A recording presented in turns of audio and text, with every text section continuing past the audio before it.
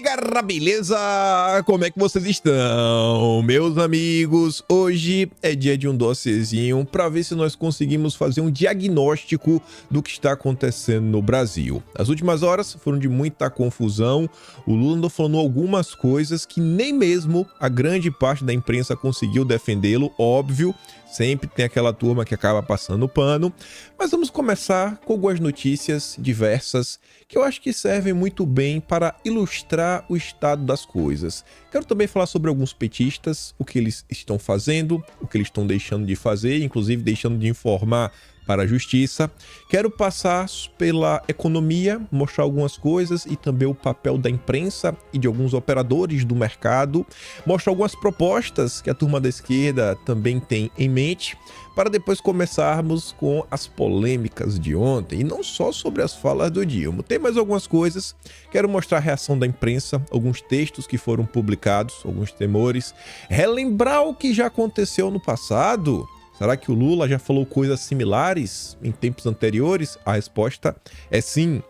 E o terceiro tema tem algumas notícias que eu acho que são interessantes, alguns exemplos do que eu acho que já está acontecendo devido às ações do Lula, o que ele está tentando promover.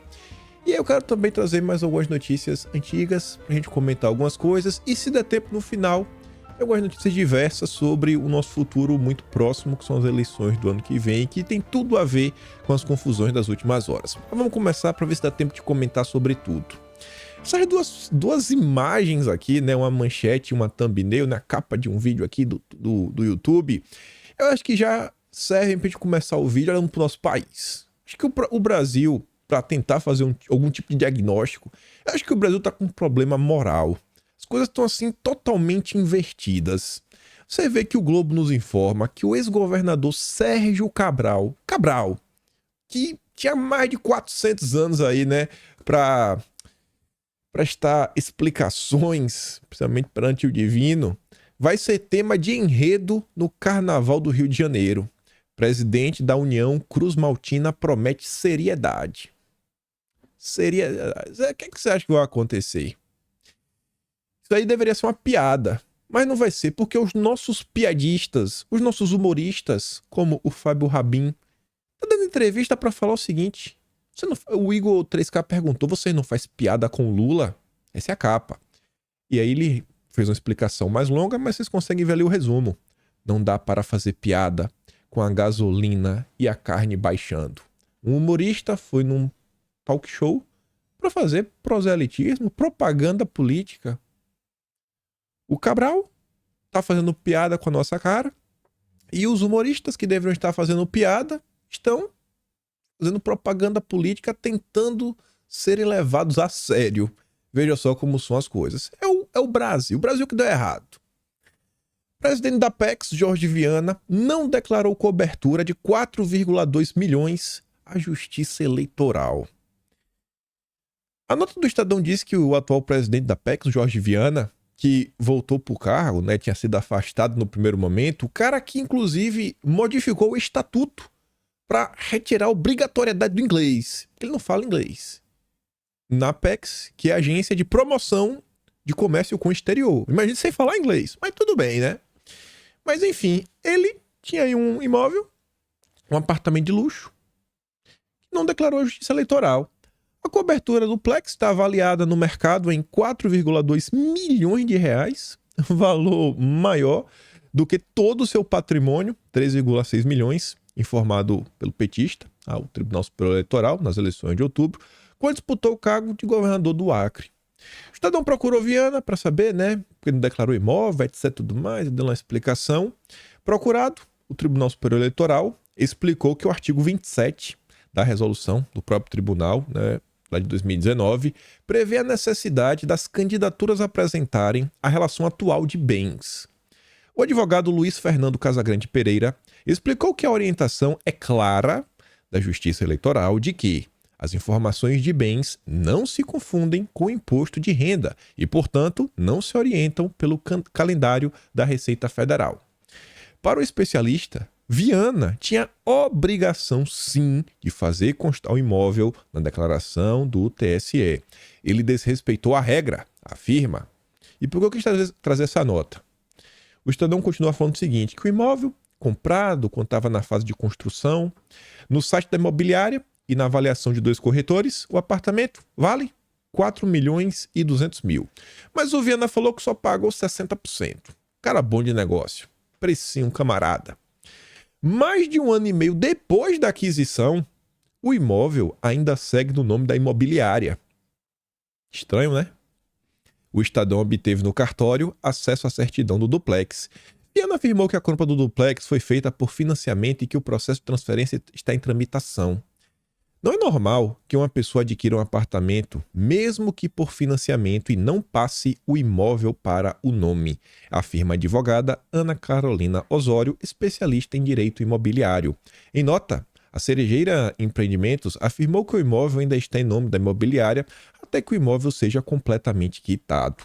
Jorge Viana também disse ter vendido outros 2 imóveis, sendo um na Asa Norte, em Brasília, e outro em Rio Branco, no Acre, para comprar o apartamento. No entanto, pesquisas feitas em todos os cartórios da capital não acharam o imóvel em nome de Viana, na Asa Norte, nos últimos 20 anos.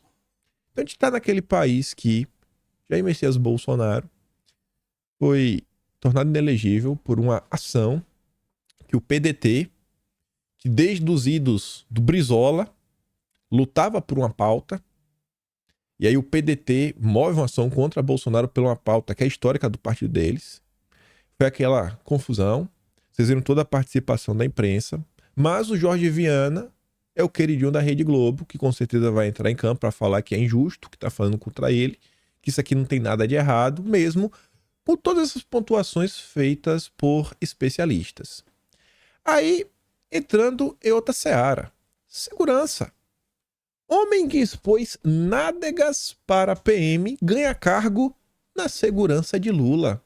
Gabriel Prado foi nomeado para cargo na segurança de Lula. Quando tinha 28 anos, ele foi detido por mostrar nádegas em frente à cabine da PM. Estamos vivendo realmente o estado da inversão das coisas. Tá tudo invertido. Tá tudo trocado. Tudo trocado. Aí, ainda nesse âmbito da segurança, aliados do Dilma no Congresso preparam ofensiva contra clubes. Não é que praticar o esporte que o Brasil conquistou a sua primeira medalha olímpica na história. Não sei nem quantos anos, deve ter quase 100 anos.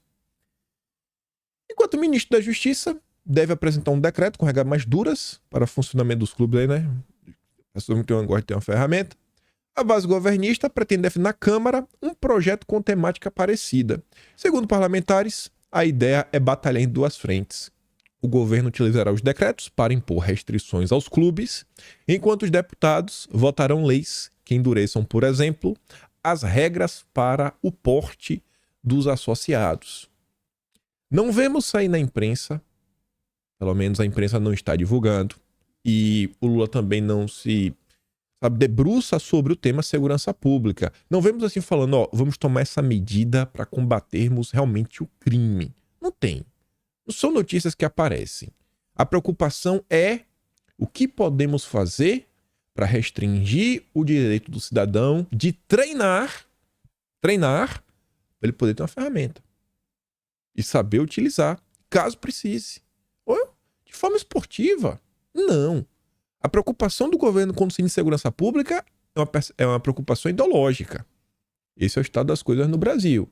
Enquanto isso, não vemos notícias em relação à turma que realmente está fazendo um mal gigantesco, que já tomou conta de cidades e algumas até regiões, né? Vídeo que está acontecendo lá na região amazônica. Tem uns grupos aí com as siglas que estão fazendo o que querem, fazem o que querem.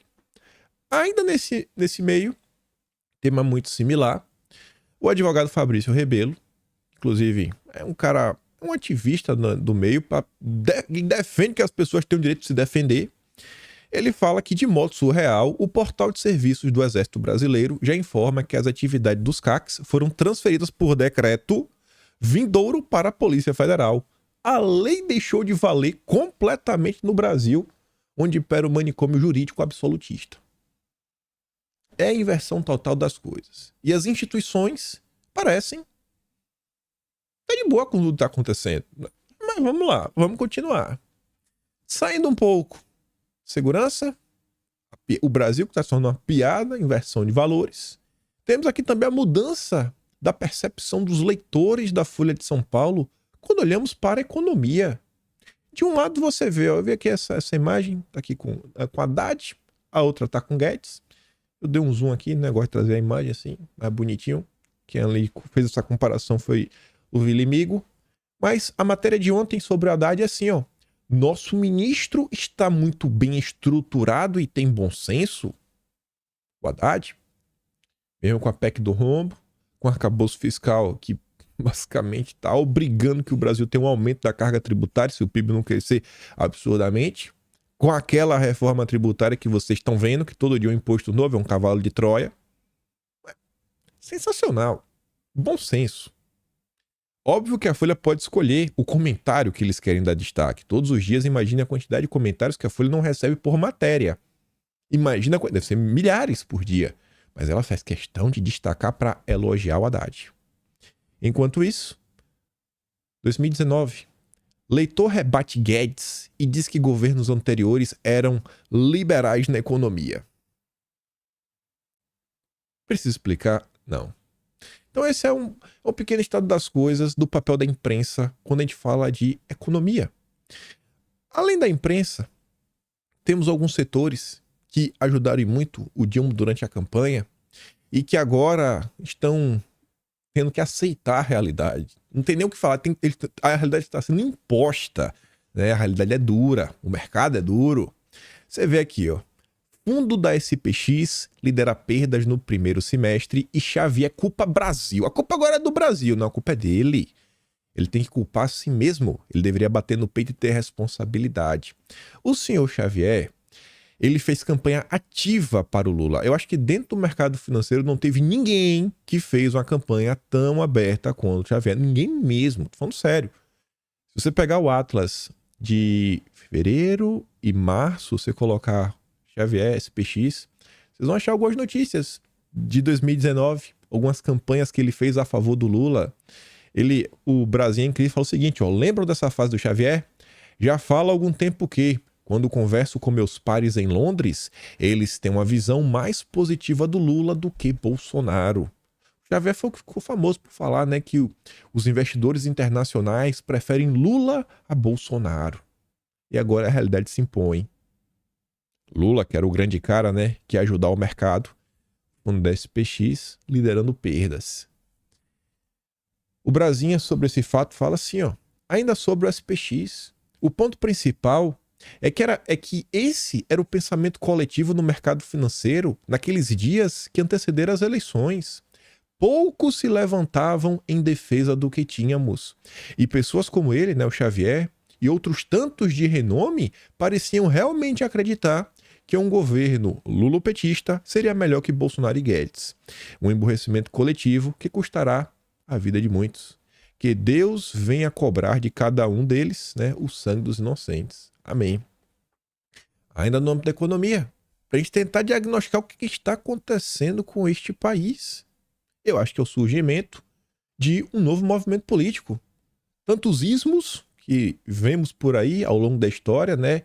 Ismos, inclusive, ligados a movimentos bem totalitários. Há 100 anos atrás, vimos aí alguns aparecerem. Eu acho que talvez o que estamos vendo hoje no Brasil se chama luloglobismo. É uma mistura do que há de pior do PT com a parte mais podre da imprensa brasileira. É o luloglobismo, eles estão juntos.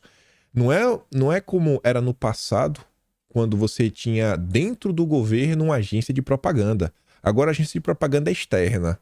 É um braço privado. Você vê que a imprensa tá junto. O que o Lula faz passa pano.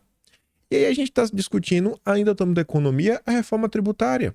Muita gente nesse país ainda não acordou para o que está acontecendo. Só tem aquele discurso da imprensa que Bolsonaro é contra, porque Bolsonaro é um maluco. Ele não quer dar, né, o gostinho da vitória para o Lula. Porque é uma reforma que vai trazer muita simplificação, que é uma reforma muito boa, que é uma reforma maravilhosa. Só que todos os dias, para o leitor interessado, o Google está aí para trazer algumas informações. Ontem nem deu trabalho para procurar o que saiu de interessante sobre a reforma tributária. Na verdade, a matéria é de agora de manhã, 4 da manhã de hoje, o Estadão relata assim: a reforma tributária e o imposto seletivo. O potencial ameaça a conta de luz. O imposto seletivo é o imposto do pecado. Olha só, o imposto do pecado vai aumentar a tua conta de luz? Eu não acredito nisso. Será? O Lula vai fazer isso? A que ponto estamos chegando? Olha a inversão de valores na sociedade. Olha as prioridades. Vem a nós o tempo inteiro, ao vosso reino nada. Aí o Estadão fala assim, ó. Assim, a primeira dúvida que surge ele está falando do imposto do pecado. Quais critérios serão adotados para definir o que é prejudicial à saúde ou ao meio ambiente? E aí, quem que vai definir isso? Porque o texto está extremamente amplo. Aí a turma escreveu o texto e diz, ó, operações com cigarros e bebidas alcoólicas, né, são exemplos comumente citados de bens que podem ser tributados pelo imposto do pecado. Contudo, porém, entretanto, todavia, cabe questionar sobre quais outros bens e serviços incidirá esse tributo. Durante as audiências, essa aqui é informação interessante, eu não sabia disso. E faz ainda mais sentido agora o que está acontecendo nesse país.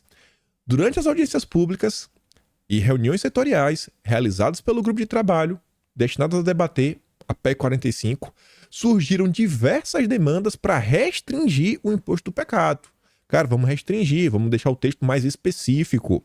No entanto, optou-se por manter a redação ampla e transferir a definição de suas especificidades para a discussão infraconstitucional, ou seja, a incidência do imposto do pecado poderá ser estabelecida por meio de lei. Aí a turma fala assim, ó, análise técnica e mais lógica, e isso só funciona em temperatura, pressão, né, e volume constante e um Brasil normal, não um Brasil do luloglobismo. Se não for no luloglobismo, a gente for pela lógica, nos leva à firme conclusão de que não tem um risco de incidência do imposto do pecado sobre a energia elétrica. Afinal, além de ser essencial à economia, o Brasil é um exemplo mundial de energia limpa, né? Hidrelétricas, etc., eólica, biomassa. Mas no Brasil não é. O Brasil luloglobista não é lógico. Por estarmos no Brasil e calejados por tantos tributos cobrados, ao completo arrepio do bom senso, não podemos deixar de mencionar que, da forma como está nossa PEC, a porta está sim, infelizmente, aberta a essa cobrança do imposto do pecado sobre a energia elétrica. E por que fazemos essa afirmação? A resposta é simples. Vejam que o artigo 155, já com a redação proposta pela PEC 45, em seu parágrafo 3º, diz expressamente que, à exceção do ICMS, do imposto de importação, do imposto de exportação, do imposto seletivo e do IBS, nenhum outro imposto poderá incidir sobre as operações relativas à energia elétrica. Ou seja, imposto seletivo, energia elétrica. Nenhum outro, a não ser esses, pode incidir sobre energia elétrica. Ou seja, ele pode. Os outros não podem, mas ele pode, tá claro. Ora, se nenhum outro imposto poderá incidir sobre operações relativas à energia elétrica, significa dizer, a contrário senso, que o imposto seletivo poderá incidir sobre a energia elétrica. Tá de forma clara e expressa no texto da lei. Mesmo sendo louvável a iniciativa do Congresso de tentar reduzir o carnaval tributário, não podemos fechar os olhos para as inúmeras situações esdrúxulas que já vivenciamos em nosso sistema de tributação ao longo das 3 últimas décadas. Basta apertar o caixa público para surgirem as ideias criativas de geração de receitas tributárias, mesmo que em sua maioria essas ideias contrariem de forma clara a intenção do nosso legislador constituinte. Sendo a energia elétrica um recurso essencial e de inegável importância para a economia de qualquer país, cujo preço impacta em todos os produtos e serviços, visto que não há atividade econômica sem energia elétrica, é hora de convocarmos o Senado Federal a impedir que esta torneira permaneça aberta. A turma do Estadão ainda é bondosa. Fala assim, sabemos que hoje o Congresso não tem intenção de tributar, né, a energia elétrica através do imposto do pecado. Mas não podemos deixar de evitar que uma futura composição do Congresso, ainda mais luloglobista, venha querer aproveitar essa porta que ficará aberta. Que o nosso Senado Federal perceba a importância que esse tema tem para a economia nacional em todos os seus setores, de forma a bloquear qualquer possibilidade de cobrança do imposto seletivo sobre a energia elétrica. Olhem o estado das coisas. Estamos tendo que pedir que, por favor, Senado, não coloque imposto na energia elétrica. Não destruam o país, porque ela é essencial para tudo. Tudo utiliza energia elétrica. Olhem o estado das coisas. Olhem as inversões. Saímos de um Brasil que as notícias eram redução de impostos, para entrarmos num Brasil que temos que pedir, por favor, não tributa energia elétrica. No Brasil que reduzia imposto, quando víamos notícias que onde isso não acontecia, era porque às vezes era suspenso. Tivemos situações em que os impostos, a redução foi suspensa. Judicializaram. Não pode baixar imposto. Vamos continuar, que aqui é só um início. Vamos tentar diagnosticar o que é que está acontecendo nesse país, de onde vêm os problemas. Você vê que as coisas estão ficando muito complicadas quando pessoas que não são bolsonaristas, como o Alessandro Vieira, a gente tem que falar assim agora, se demonstram extremamente preocupadas com algumas coisas.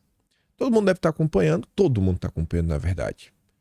Esse embate aí, confusão que aconteceu em Roma, desdobramentos, né? Um cidadão lá e sua família entraram em confusão com o ministro da Suprema Corte.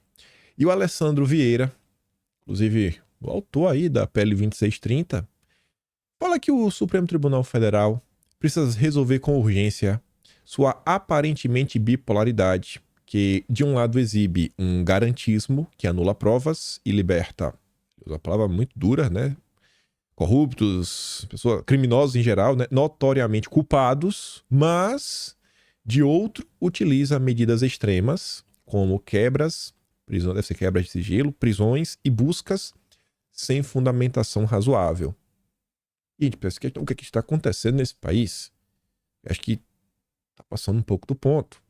Mesmo pessoas fora da bolha da direita estão questionando o que está se passando. O Estadão, acusando Fausto Macedo, que basicamente só cobre questões jurídicas, conversou com alguns constitucionalistas. Ali a manchete, vocês já conseguem entender do que se trata. Busca e apreensão em suspeitos de hostilizar o ministro extrapolam a lei, dizem constitucionalistas.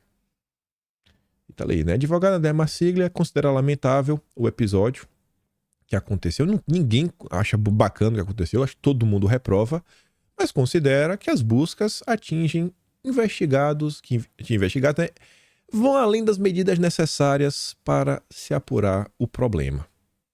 Ontem teve uma postagem nas redes sociais que chamou um pouco minha atenção. A coisa fica muito estranha quando um humorista está fazendo proselitismo político, como no caso do Fernando Rabin, e quando um atleta, que é o Lucas de Grassi, piloto, quando o Lucas de Grassi está preocupado com a situação política brasileira e está tentando, utilizar o engajamento que ele tem, um cara, né, de prestígio internacional, já disputou provas pelo diversos locais do mundo, tá falando assim, o Brasil está debaixo de uma ditadura disfarçada de democracia popular. A distinção entre o autocontrole dos três poderes, né, esse balanço, está desaparecendo de forma muito rápida. E esse comentário chamou minha atenção não só por causa do Lucas de Grassi, mas pela resposta que ele ganhou. Ele ganhou um comentário que é apenas um link do Eduardo Ribeiro. E o Eduardo Ribeiro, se vocês não conhecem, é o presidente do Partido Novo, que era um partido que por muito tempo estava velho, ainda mais na época lá do Amoedo. Então, você vê, assim como Alessandro Vieira, e existem certas insatisfações que estão, né, muito além da dita bolha bolsonarista, como a imprensa adora falar. E a nota que fala sobre a questão do judiciário, né? Falam que, foram uns acenos aí, né? Depois de Bolsonaro, né? Tem um clima de harmonia com a gestão petista, né? O luloglobismo. Hoje, o Estadão, e aí você realmente nota que a coisa tá complicada, e eu acho que deveria ir um exercício de consciência por parte de todo mundo de colocar o Brasil, sabe? Colocar a paz nacional acima de qualquer embate, qualquer confusão. O Estadão escreveu um editorial hoje para falar sobre essa confusão que se iniciou em Roma, mas a questão do Estadão, ela mira bastante as falas do Flávio Dino, o ministro da Justiça, né? Nos melhores exemplos, né? No exemplo, assim, que, na verdade, o meio de ação principal do luloglobismo é essa parceria entre o ente estatal com o braço de propaganda privado. Ele vai lá na Globo News, a casa do PT, pra falar que tá certo. Falar que tá certo, que tá acontecendo, que é isso mesmo, etc, tudo mais. E ele também diz que o que aconteceu é um crime contra o Estado Democrático de Direito. E aí o Estadão... Espero que o microfone esteja de boa.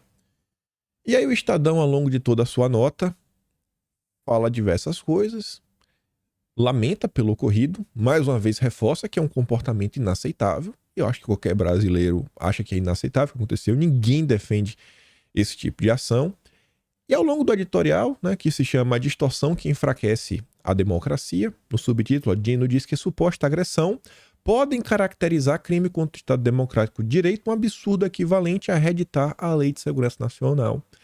E aí diz que, o Estadão diz, né, que equivoca-se profundamente o ministro da Justiça quando, em entrevista sobre a confusão ocorrida no aeroporto de Roma, diz que as agressões morais e físicas que teriam sido cometidas contra o magistrado e sua família poderão vir a ser tipificadas como crime contra o Estado Democrático de Direito.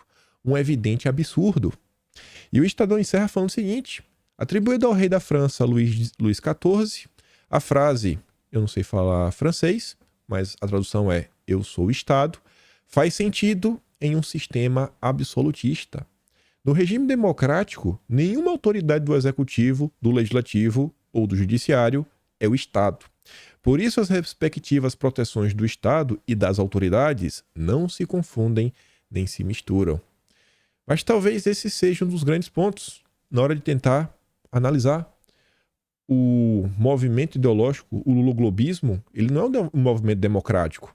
Eu acho que o luloglobismo é um movimento ditatorial, um movimento totalitário, onde o Lula é muito mais do que o Estado. O Lula, na verdade, é o chefe de quase uma teocracia. Ele é quase o ungido de Deus na Terra, como se fosse um faraó. Ele é um ser divino. Não pode ser criticado jamais. Aí ontem, nas suas falas mesmo, né, que viralizaram nas redes sociais, começando uma que já foi à tarde, não foi a primeira que chamou muito a atenção, o senhor Dilma fala que, lá em Cabo Verde, na verdade ele agradeceu por tudo que foi produzido durante 350 anos de escravidão. Melhor dar play, né? Vocês devem ter escutado, mas não custa ouvir de novo. Vamos dar aqui uma escutada. E eu quero recuperar a relação com o continente africano, porque nós brasileiros somos formados pelo povo africano. A nossa cultura, a nossa cor, o nosso tamanho é resultado da miscigenação entre índios, negros e europeus. E nós temos uma profunda gratidão ao continente africano por tudo que foi produzido durante 350 anos de escravidão no nosso país. E eu quero recuperar. Eu acho que ele falou uma coisa muito complicada. Muito complicada mesmo. Né? Se agradecer pelo que foi produzido durante 350 anos de escravidão, eu acho que é indefensável. Mas vamos dar um bizu.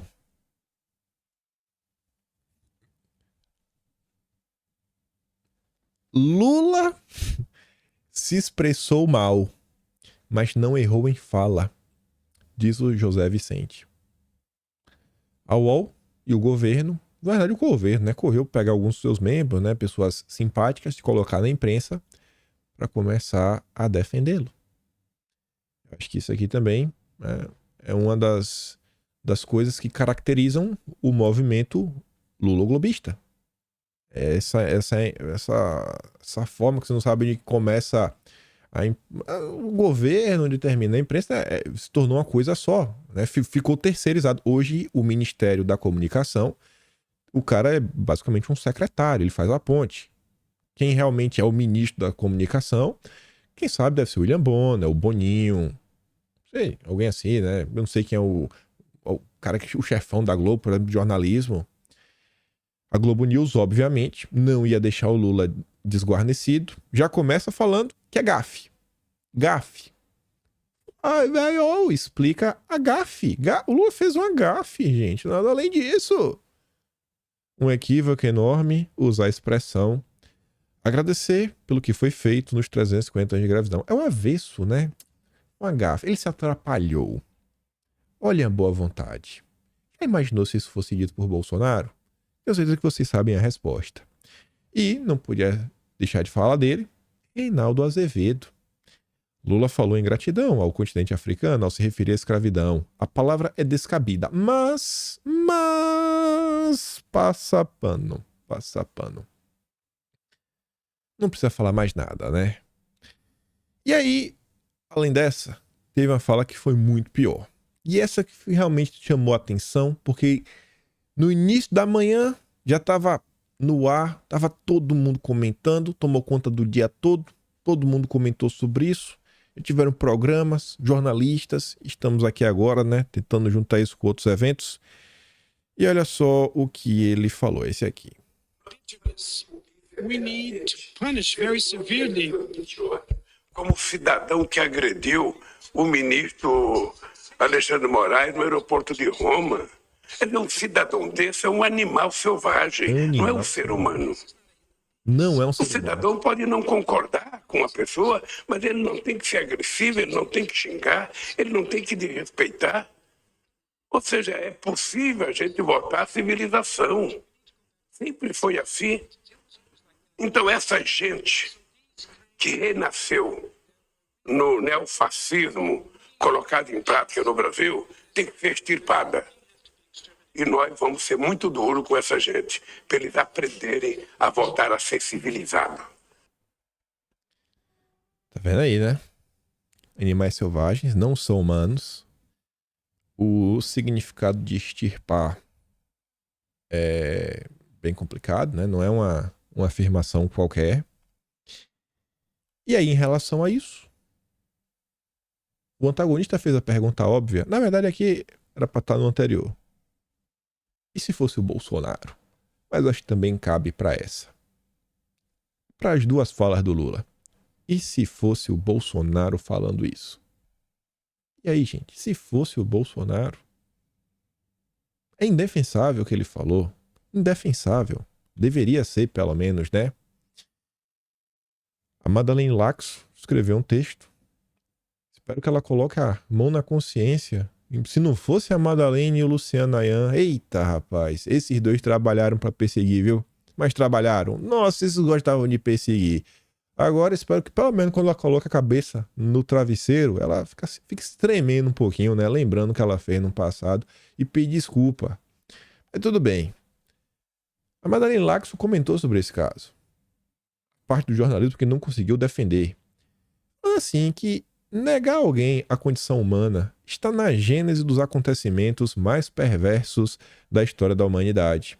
É gravíssimo que o presidente do Brasil tenha decidido enveredar por essa linha de discurso. O pior é que Lula dizia querer a presidência para fazer justamente o oposto. Unificar o Brasil e acabou com o discurso de ódio. Não há justificativa para que o presidente disse hoje.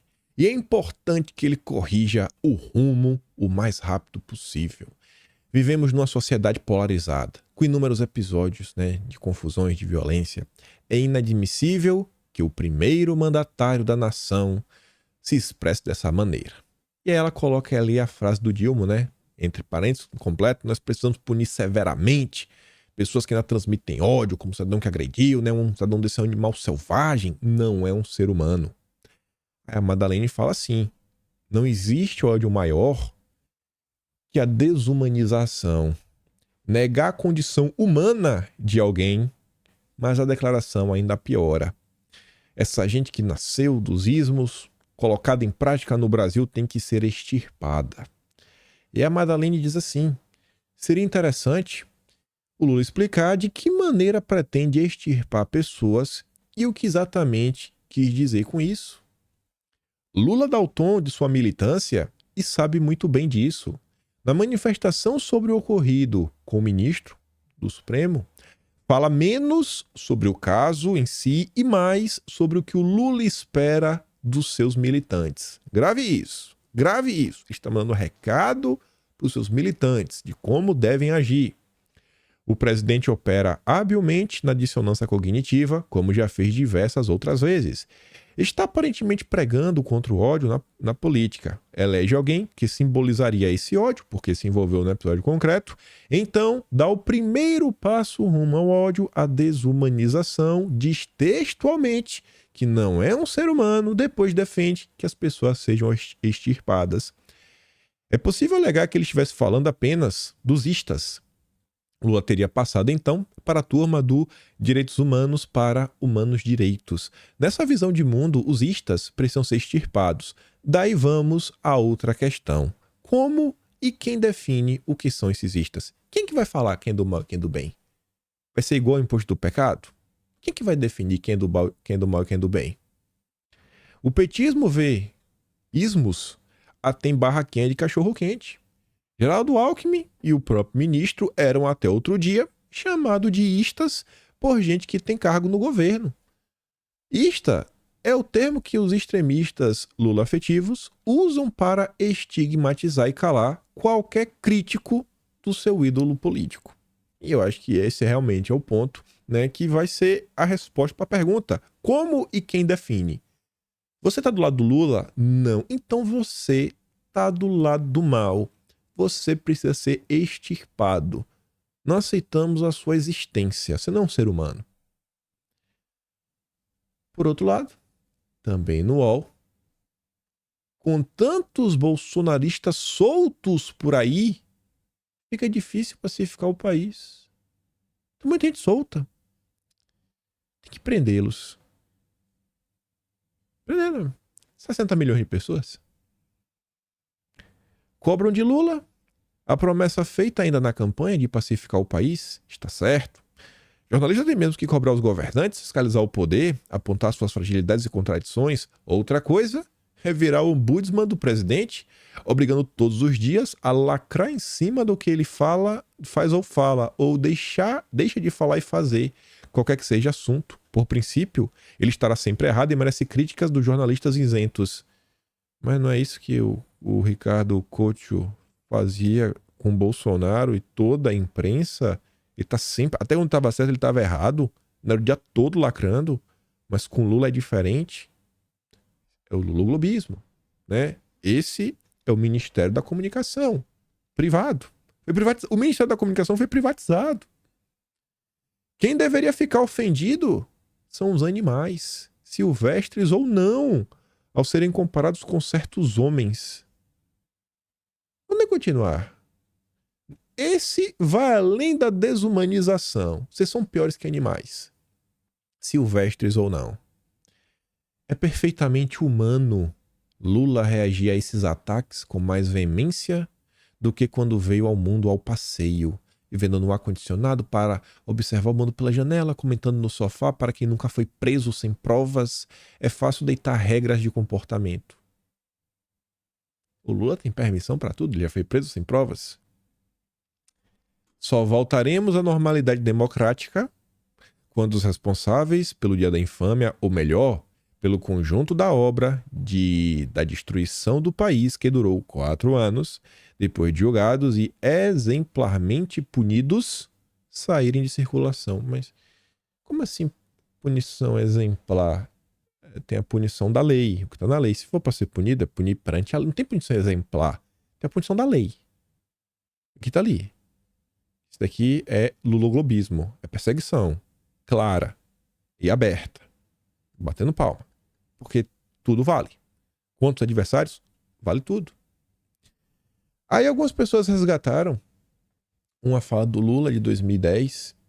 Aí eu fui pesquisar na internet, né? Pregou uma matéria, fiz questão de trazer da Globo. outros tempos, né? Aqui a Globo não precisava ser parceira do Lula, porque tinha o Fernando Henrique Cardoso, tinha um PSDB, inclusive a eleição de 2010 era contra o Serra, então tava de boa. Independente de quem ganhasse, a Globo tava feliz da vida. Precisamos extirpar o DEM da política brasileira. Olha quanto tempo o Lula já tem esse tipo de comportamento. Isso aqui é de 2010, 13 anos atrás. É o mesmo padrão. É o mesmo padrão. Não existe possibilidade de aceitar opositores, né, na democracia deles. O Globo relatava, inclusive, as falas do Rodrigo Maia. Ficou indignado, era o presidente do DEM na época. Em comício da candidata do PT à presidência, Dilma, na noite da segunda-feira, dia 13, lá em Joinville, o Lula defendeu que o partido de oposição DEM seja extirpado da política brasileira. Em discurso marcado por críticas à sigla opositora e aos adversários do PT em Santa Catarina, Lula disse que o Democratas alimenta ódio. Vejam só, todo mundo alimenta ódio, o bom é só ele. Aí vocês perguntam, o que o DEM fez? O que é que o Democratas havia feito? É o mesmo tipo de acusação? Abre aspas, eu não quero crer que esse povo extraordinário de Santa Catarina vai pensar em colocar no governo alguém de um partido que alimenta ódio, que entrou na justiça para acabar com o ProUni. Será que foi isso mesmo que aconteceu? Segundo a última pesquisa do Ibope, o candidato do DEM ao governo de Santa Catarina, Raimundo Colombo, assumiu a liderança na disputa. Colombo tem o apoio do PSDB e do PMDB, do ex-governador Luiz Henrique, apoiado por Lula em 2006 e que hoje disputa a vaga no Senado. Abre aspas. Quando Luiz Henrique foi eleito, pensei que ele ia mudar, mas ele trouxe de volta o DEM, que nós precisamos extirpar da política brasileira. Lula critica a direita raivosa. Em referência ao escândalo do Mensalão, Lula disse ter sido alvo da direita raivosa que levou o Getúlio a tirar a própria vida e também impulsionou a ditadura no país. É o mesmo discurso, é o mesmo padrão. É o PT que criou nós contra eles. É o PT que dividiu o Brasil. E tá de novo, para tentar terminar o trabalho. Só que agora eles têm muito mais poder, muito mais controle. Agora é Lula globismo, né? Antigamente ainda precisava ter aquelas aparências, teatro das tesouras, mas nesse novo momento do mundo, redes sociais, a Globo não tem mais 40 pontos de Ibope de média, começa a ter uma certa queda de arrecadação. Agora essa configuração muda. Agora tudo mudou. Agora vale tudo. Aí eu falei ali no texto da Madalena Laxo, né? Gravem essa parte. O Dilma tá dando o tom e ele sabe que os seus militantes vão seguir, né, a sua música, o canto da sereia.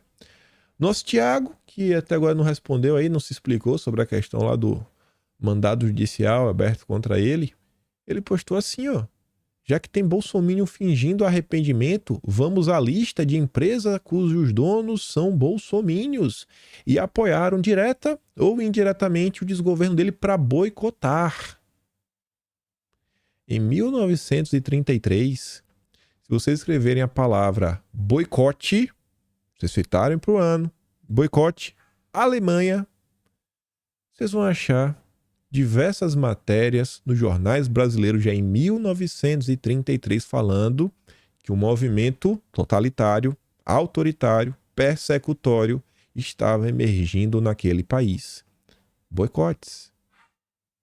Desmonetizar os inimigos. Sufocá-los sem ter condições de sobreviver. Não importa se pessoas trabalham nessas empresas. E que importam se petistas são funcionários dessas empresas. E tá lá. Ramo de limpeza, comida, varejo, lojas diversas, coisas ligadas a esportes, locadora de veículos, planos de saúde, academias, farmácias. Esse é o Brasil. O que é que está acontecendo no país, né? Talvez seja um movimento totalitário que visa se perpetuar no poder, passando por cima de todo qualquer opositor, para realmente assim não ter como ser derrubado, né? Similar ao que o Maduro deve ter feito lá na Venezuela. Essa postagem aqui dá o disclaimer, né, para entender porque eu trouxe essa postagem. O Lucas Leroy, ele não é de direita. Ele não é um bolsonarista. Ele tá no campo nacionalista, dá pra falar assim. Ele é ligado ao grupo Nova Resistência. Não é um cara da direita mesmo. E ontem à noite ele posta falando que o que há de mais grave na fala do Dilma não é um ataque direto ao inimigo político. O real problema está no impacto que isso representa na polarização social brasileira. Gente, não é sobre política, não é os políticos, não é o jogo, Lula versus Bolsonaro, deputados, Câmara, Legislativo, pautas. Não é sobre isso. A gente está falando de uma polarização social. Pessoas brigando entre si, famílias se separando, pessoas sendo marginalizadas, negócios sendo boicotados, sendo quebrados. Ainda sobre o boicote, não sei se vocês vão lembrar, quando o Haddad foi lá para o Fórum Econômico de Davos em janeiro, ele falou sobre isso, que ele olha muito bem, até na hora de comprar uma caixa de palito de dente, ou palito de fósforo, foi palito de alguma coisa, ou dente ou fósforo, não vou lembrar, que ele olhava, que ele não compra determinados setores. Então isso não surgiu de agora, isso é arquitetado, é um movimento organizado, e está tentando criar uma cisão na sociedade. Ele diz, já estamos em uma situação de calamidade quase irreversível. Em menos de uma semana, a Judiciária solicitou a violação de dados de milhões de seguidores de Bolsonaro nas redes. Agora Lula compara os apoiadores do ex-presidente a animais, fala em extirpá-los. Isso é um estado acelerado de uma pré-confusão civil. Não há mais a ser dito. O ponto de não retorno é logo ali. Se cruzado, será o fim do Estado brasileiro. Realmente, o que a gente está vendo, a gente não sabe o que vai acontecer. As pessoas realmente começam a virar com medo, verão reclusas, com uma perseguição realmente validada. E a história mundial está aí para provar o que aconteceu quando essas coisas começaram a rolar para valer com as vítimas. Lá atrás levou 6 anos para começar a ficar mais intenso. Hoje, do jeito que as coisas estão, com as ferramentas de controle que tem, pensa o seguinte, que lá atrás, imposto de renda, negócio, era cadernetinha, coisinha que o governo cobrava. Hoje é tudo banco, é tudo internet, tudo conectado. Pra você fazer qualquer coisa longe dos olhos do governo, tá muito mais difícil. Muito mais difícil. Por outro lado, enquanto Lula segue nessa toada, o que Bolsonaro está fazendo? Vamos tentar diagnosticar o que está acontecendo nesse país. O cara que é acusado de ser pior do que o cara lá de baixo. Ele é pior do que o seu pior pesadelo. Nos últimos 3 dias, Bolsonaro se dedicou a publicar um vídeo perguntando a quem interessa nos defender. Isso foi 3 dias atrás. Anteontem, Bolsonaro posta um vídeo falando sobre os valores que, graças a Deus, estavam retornando à sociedade brasileira. O primeiro que ele destaca, o amor à pátria. E no dia de ontem, Bolsonaro se dedica a falar, homenagear o Alisson Paulinelli, pai da agricultura brasileira. O cara que pegou o Cerrado, uma região que não produzia nada, que não era nem propícia para o agro, e transformou no que é hoje. Que revolucionou a Embrapa. Que em 1985 tirou o Brasil da posição de importador para exportador de comida. Foi indicado para o Prêmio Nobel. Olha a diferença. E aí você vê que esse é o cara, é o malvado. O luloglobismo aponta ele como a pior coisa que existe nesse planeta Terra. Quem está contra ele está do lado do bem, quem está do lado de Bolsonaro está do lado do mal.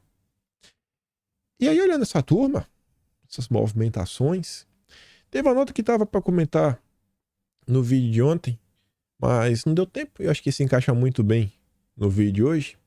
Mas antes de falar dela, a fábrica de mentiras de Lula. Em entrevista coletiva em Bruxelas, o petista disse que a forma de fazer política era mais civilizada antes da ascensão de Bolsonaro. A gente acabou de mostrar em 2010, ele falou como o Dem era raivoso, precisava ser extirpado e tudo mais, né? Então, fico me perguntando, se realmente era uma política que você fazia de forma civilizada, você discordava, debatia ideias, mas não fazia da eleição a fábrica de mentiras? Você não fazia da eleição a fábrica de distribuição de ódio. Foi o que ele fez, em 2010. O presidente parece ter esquecido de algumas campanhas do PT. Em 2014, Dilma Rousseff se elegeu com a campanha que dizia que Marina Silva iria tirar comida da mesa do brasileiro como consequência da instituição de um Banco Central independente. Não. O mal é Bolsonaro. E aqui tá o videozinho, mas não vou dar play não, mando pra vocês lá no Telegram, né? Lula disse que antigamente não se fazia da eleição a fábrica de mentiras. Não? Tem certeza? Ainda sobre a imprensa. Quando você tenta apontar o luloglobismo, eles falam que é maluquice, conspiração, que não existe um conluio da imprensa com o Estado. Realmente é o quarto poder. Não são 4 poderes que viraram 1,5. Porque o Congresso é meio. A Câmara tem algum tipo, né, de debate mínimo. Daquele jeito. O Senado não tem mais. O Senado tá na mão do Lula. O Pacheco tá aí. E aí a imprensa como 4 poder tá tudo numa coisa só. Então 1,5 poder no Brasil. 1,5 poder. Pela metade. Olha essa nota. A Maria do Rosário perdeu o nome. Maria do Rosário perdeu o nome. Deputada insultada por Bolsonaro planeja candidatura a prefeita de Porto Alegre. Ela não tem nome, não? As pessoas não conhecem Maria do Rosário, por que não coloca Maria do Rosário planeja candidatura a prefeita? Por que não coloca isso? Você vê que é algo coordenado. Existe realmente um interesse, a intenção na escolha das palavras para promover um cenário de desumanização da oposição. Não pode existir. Não é mais a Maria do Rosário, é a deputada insultada por Bolsonaro. A matéria está explicando por que foi insultada. A matéria está contando sobre o caso do Champinha, o que o Champinha fez com 2 adolescentes e que Bolsonaro queria punição para o Champinha e o outro lado estava do deixar disso? Não tem isso na matéria. Não tem. É só falando como ela era alvo de Bolsonaro, seus seguidores, mas que agora tá de boa. Que o bolsonarismo, Maria do Rosário quer aproveitar o bolsonarismo em baixa para turbinar a campanha. Que lindo, né? Se você fala o contrário, você tá de conspiração maluca. Eu vi um vídeo, eu não vou dar play porque ele tem música de fundo e ele não pode dar play, né? Mas eu vou mandar pra vocês. E é triste mesmo. Menos mal a Xuxa, ela fala uma coisa bacana, que vai na contramão do que a turma vem pregando. A Xuxa conta que ela bloqueou a irmã dela. Porque ela falou que a irmã dela era uma bolsonarista roxa, que sempre ficava mandando alguma coisa pra ela. E aí ela bloqueou, não falou com a irmã no Natal. Ela meio que ia desbloquear porque a irmã estava vindo comemorar o aniversário dela. A irmã morava na Espanha. Só que a irmã dela faleceu. Faleceu sem que ela e Xuxa se falassem. Terminou sem a Xuxa falar com a irmã. E ela disse que ela se arrepende. Se arrepende. Como deixar que uma coisa dessa, tão pequena, tomasse uma proporção tão grande? Não pôde se despedir da própria irmã por questões políticas. E esse é o tipo de coisa que esse movimento luloglobista ele vem criando no Brasil. Vem se intensificando de forma absurda. Enquanto eles dizem que não, é Bolsonaro que faz isso, é Bolsonaro que faz aquilo outro, etc, tudo mais. Mas, gente, não tem como Bolsonaro entrar na casa de todas as pessoas, influenciar todas as pessoas. É a imprensa que conta grande parte da história do que se passa no Brasil. É a imprensa que chega na casa das pessoas. É a imprensa que está aí na maior parte do tempo para levar as informações do que se passa no Brasil. Que horas irão, né, fazer um questionamento sério para tudo que está acontecendo e se passando? O que se passa nesse Brasil? Estou fazendo um diagnóstico das coisas.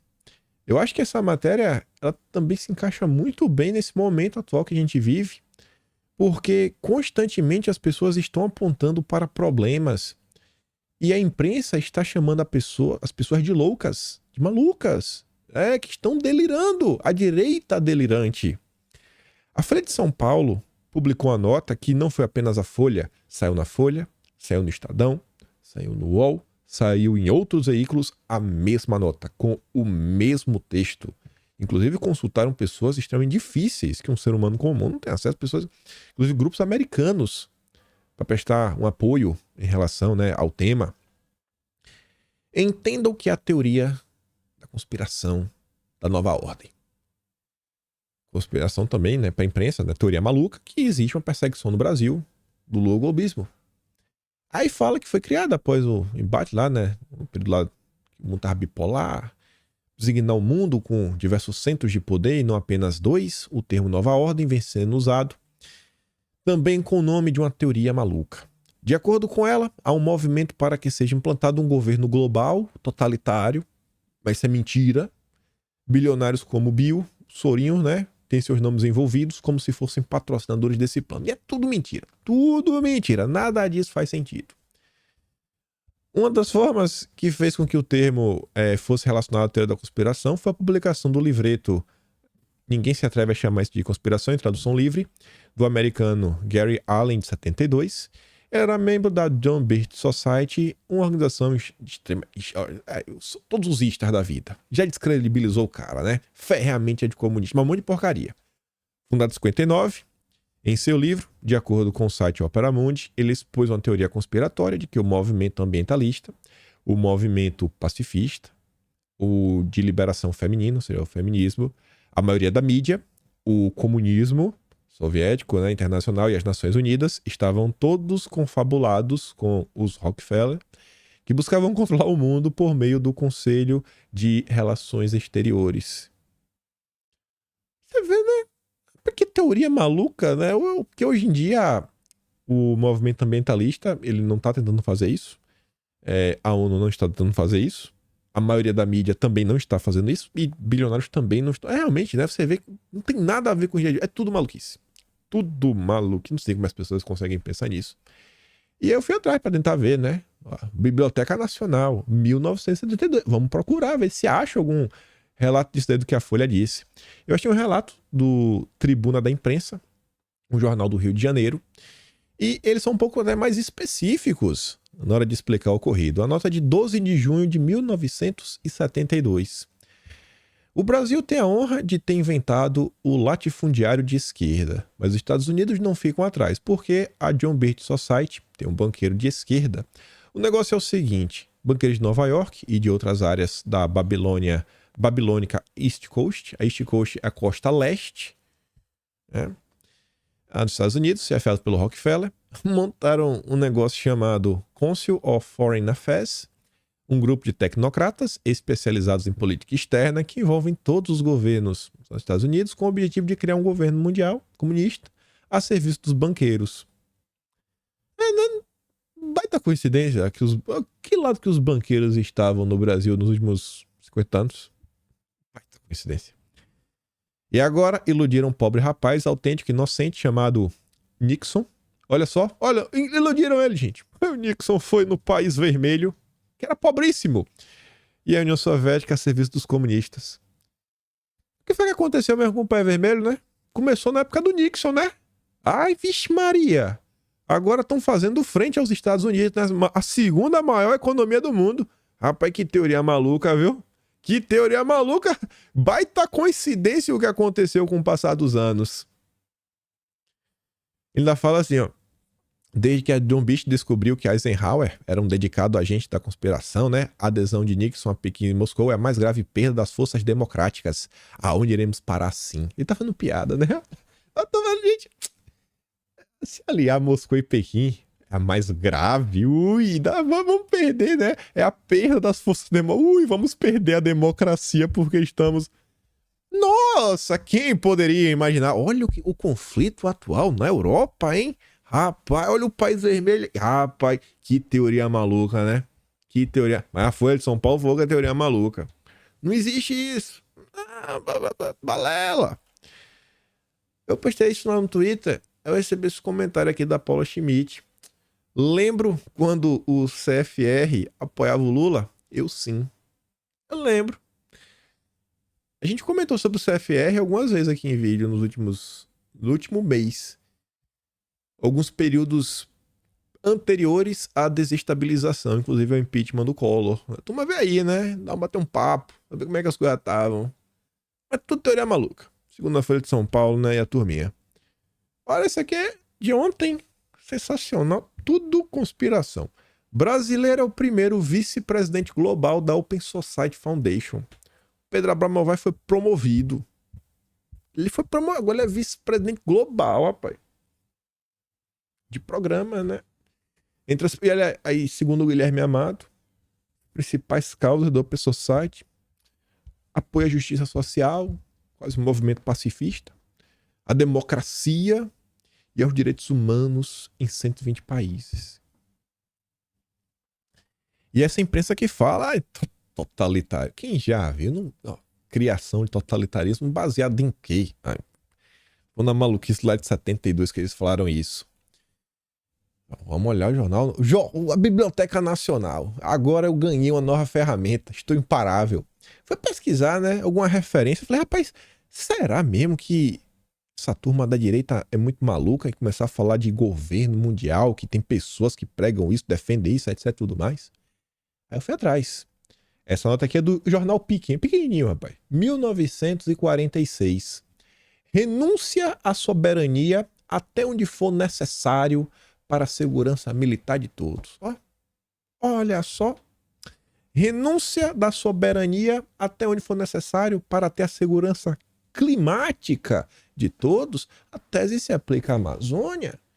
Em Princeton, o grande professor Alberto Einstein fez um apelo em favor de um governo mundial capaz de resolver os conflitos entre nações mediante procedimento judicial.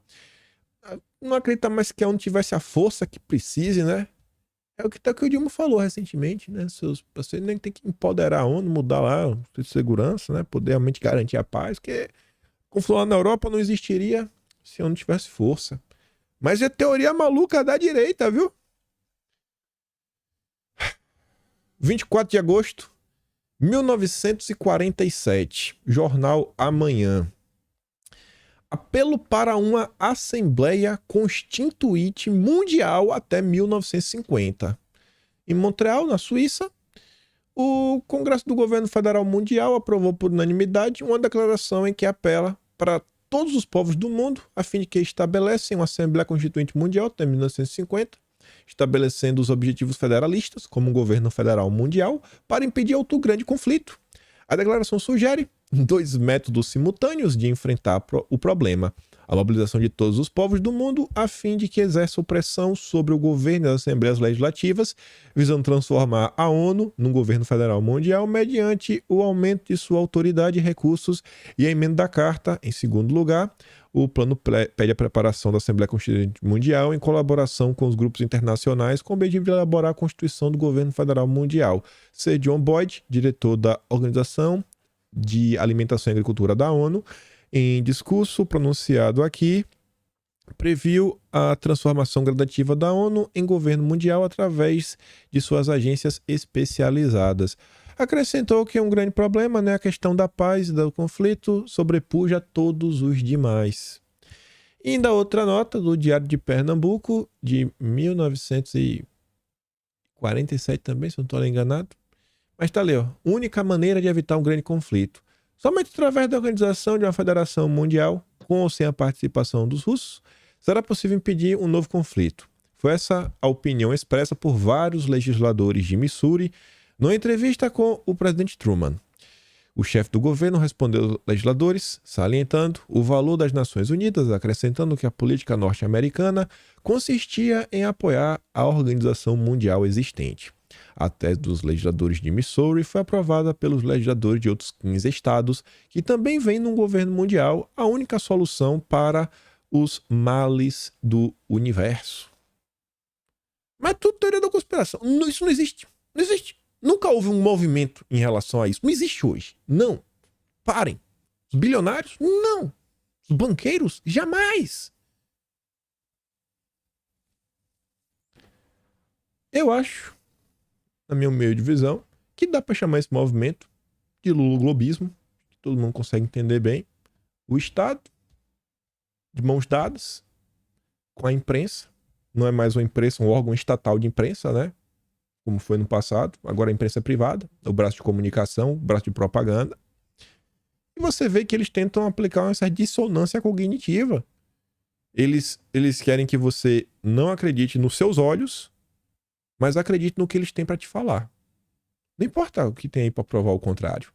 Não importa que vá contra, sei lá, tudo se defende, tudo que parecia ser normal um tempo atrás. O errado no final do dia é você, ainda mais se você questiona. Enfim, vou mandar os vídeos lá no Telegram, link tá na descrição. Se gosta do meu trabalho, passa no meu canal. Tem um botão de valeu também, né? Tem um P na descrição. Atlas Brasileiro, quimpai.com.br, para poder registrar tudo que está acontecendo nesse país. E peço encarecidamente, daquela compartilhada. Deixa pro final, né? Que é vocês que ficam, a turma do final. Normalmente quem assiste o vídeo todo deve ter gostado. Ou, sei lá, tá sem ter como passar. Mas deixa aí, peça aí. Dá uma compartilhada. Manda pra alguém. Acho que essas reflexões aí, quem sabe pode abrir o olho de uma pessoa ou outra. E o que eu tenho para falar ainda antes de me despedir é que tá muito ruim mesmo o caso do Brasil. Eu tento levar, às vezes, na piada, de um jeito mais irônico, de um jeito mais leve, mas a coisa realmente tá séria. E por pior que esteja, gente, eu falo para vocês, não percam a cabeça. Não reajam por impulso a tudo que tá acontecendo. Pior que estejam as coisas, são por movimentos assim, que pessoas que estão dormindo muitas vezes acordam. Muitas vezes as pessoas acordam exatamente porque passou do nível do absurdo, né? O barulho é tão grande que ela acordou. Pensa que a pessoa está dormindo num quarto, acolchoado, sabe? Com um bom isolamento acústico, mas a zoada tá tão grande que ela acordou. A vibração, né? Fez a cama dela tremer, ela acordou. Então, não saiam reagindo por instinto. Vai na boa. Mostra. Se não convencer, não adianta. No final do dia, o nosso papel é um papel que a gente trabalha, e vai fazendo diferença a cada 2 anos. Que é na eleição municipal e na eleição federal. Vez ou outra a gente consegue fazer um golzinho com nossa pressão popular. Já fizemos. Veja o caso do Gabas. Acho que é o melhor exemplo de todos. Juntos, unidos venceremos. Conseguimos parar uma CPI por um dia. Por um dia. A gente conseguiu. Só notícia na Veja na época. A tia do Zap maluca, mandando e-mail. E teve que chamar o Gabas. Mas é meio triste isso, a gente vê que nossa caneta, né, nosso poder no final do dia é escolha a cada 4 anos. Então, mais do que entrar em qualquer tipo de embate, temos que convencer. Enquanto eles estão tentando nos desumanizar, vamos estender a mão, estender a outra mão. Tratar o mal com o bem, já diria meu pai. Meu pai é um cara sábio, grande parte do tempo. Mas é isso. Aquele grande beijo e abraço, tamo juntos. Valeu, meus amigos. Fui.